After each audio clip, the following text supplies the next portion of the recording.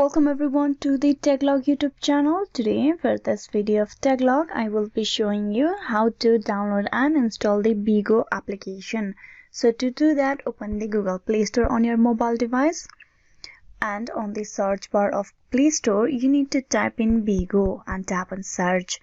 There it will show you the application on the top. Now you tap on install and wait for the application to be fully downloaded on your mobile device. This process is particularly for the Android users.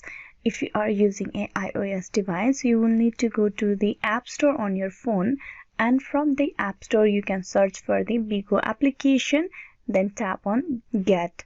This will download the application for your iOS device. And with that, the downloading process is completed. If you tap on open, the application will open right away. So this is how you can download and install the Bigo application for your mobile device. Hope this video was useful. Please like and subscribe the Techlog YouTube channel. Thank you.